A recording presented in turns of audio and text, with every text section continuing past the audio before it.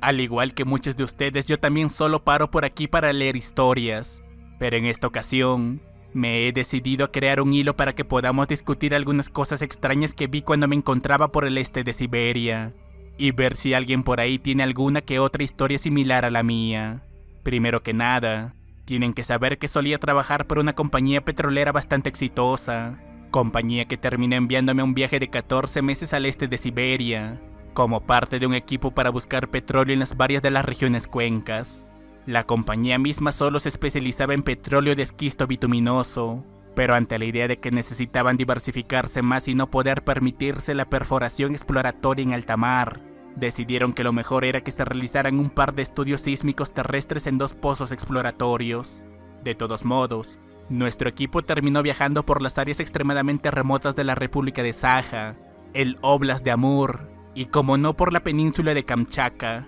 Nuestro equipo se encontraba compuesto principalmente por estadounidenses del Medio Oeste, como yo, quien era de Minnesota, y un traductor llamado Goran que hablaba ruso pero que no lo era. Ahora bien, creo que lo que quiero decir con todo esto es que al menos para mí, Siberia es uno de los lugares más extraños e inquietantes que jamás volvería a visitar. Los edificios habitados parecen no estarlo como en la imagen adjunta. Las construcciones abandonadas de bloques de ladrillo abundan por todas partes, y por lo que sé de historia, es que el hecho de que la mayoría de estas ciudades se encontraran medio abandonadas, es porque fueron habitadas por personas obligadas a vivir allí, y solo cuando la Unión Soviética colapsó todos o al menos la gran mayoría de ellos volvieron a la Rusia europea, dejando aquellas pequeñas ciudades donde literalmente se podían ver campos de prisioneros abandonados en medio de la nada, como es el caso de esta ciudad fantasma ubicada a unos 200 kilómetros al oeste de Magadán.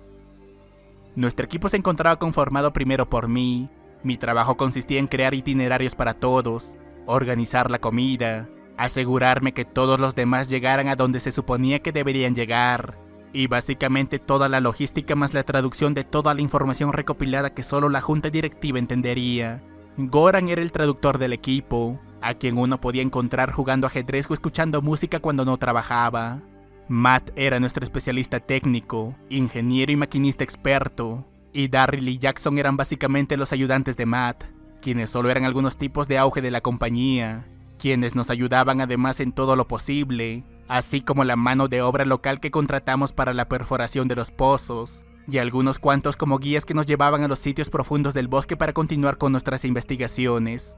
Nuestra aventura en el lejano oriente comenzó primero recogiendo a Darryl y a Jackson en Minot, donde después de un viaje de 8 horas al aeropuerto de Minneapolis recogimos a Matt, para luego los 3 juntos volar a Seattle, donde encontramos a Goran escuchando música en un bar, donde una vez que me aseguré de que todos nos familiarizáramos, le envié un mensaje a mi superior confirmando que ya todos nos habíamos reunido, y que pronto volaríamos a Vladivostok, desde donde volaríamos una vez más para llegar a Magadán, para finalmente descansar en el hotel que reservamos.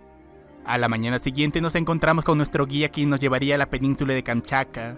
en donde tuvimos que alquilar unos autos llamados Lada Nivas, para finalmente llegar a nuestro destino, un lugar rodeado de bosques de abedul y pinos casi impenetrable donde las cosas extrañas comenzaron a sucedernos. Matt se encontraba ocupado usando el equipo de inspección junto a Jackson y Darryl, mientras que Goran y yo básicamente actuamos como un escuadrón de detección de osos, ya que aquí habían varios de ellos como si se tratara de un video de Nat Geo de Alaska. De todos modos, teníamos este oso pardo acercándose a nosotros que a pesar de que parecía joven y asustadizo, movía la cabeza de un lado a otro de una manera agitada como lo suelen hacer, y solo se alejó de nosotros cuando nuestro guía disparó al aire corriendo hacia uno de los matorrales de pinos, momento en el que de pronto este enorme oso que apareció de la nada comenzó a perseguirlo. Aquel animal era musculoso, rápido y poderoso, con un pelaje marrón grisáceo muy oscuro, y con patas delanteras mucho más largas que las traseras con las que corría como una hiena. Nunca había visto algo así. Aquel animal desgarró al otro oso más pequeño y comenzó a comérselo a unos 100 pies de nosotros, por lo que hice que Goran y Darryl mantuvieran sus armas apuntándolo en todo momento. Nuestro guía nos dijo que aquel animal era un tipo de oso que los lugareños conocían y que era muy raro encontrarlo. Algo que más tarde por mi propia cuenta averigüé que había sido estudiado por un biólogo sueco llamado Bergman, pero que desde entonces nadie más mostró interés en ellos y su investigación quedó en el olvido. Pasamos 10 minutos viendo cómo aquel animal devoraba al pequeño oso mientras esperábamos que Matt terminara con su investigación. Y una vez que teníamos los datos cargamos todo nuestro equipo en el camión todoterreno y nos largamos de ahí. Otro día, cuando regresamos a nuestro camión todoterreno 6x6, notamos un montón de heces de aspecto humano alrededor. Y esa misma noche mientras dormíamos pudimos escuchar a varias personas caminando. Al principio asumí que se trataban de viejos creyentes, básicamente Amish rusos que viven en medio de la nada, por lo que le pedí a Goran que les dijera que nos dejen en paz, a lo que alguien gritó desde la oscuridad que esta tierra les pertenecía y que teníamos que irnos.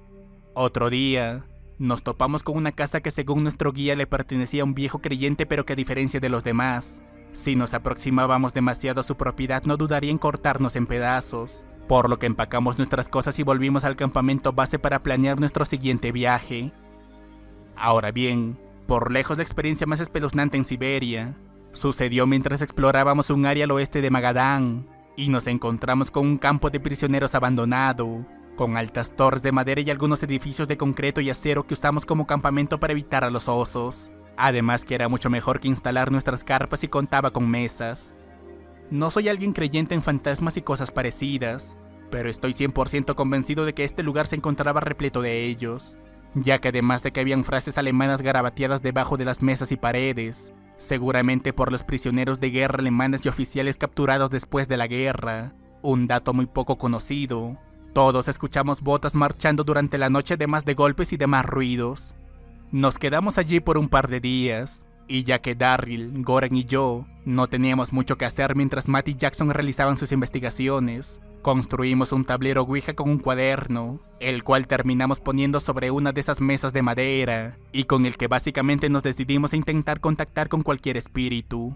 Sé que ninguno de ellos pudo haberme jodido, ya que yo era el único que hablaba alemán del grupo, por lo que me impactó que el tablero deletreara repetidamente cosas como SSSD, una división de los de la SS, o frases como Ganri, tranquilo, o Viere come, regresa.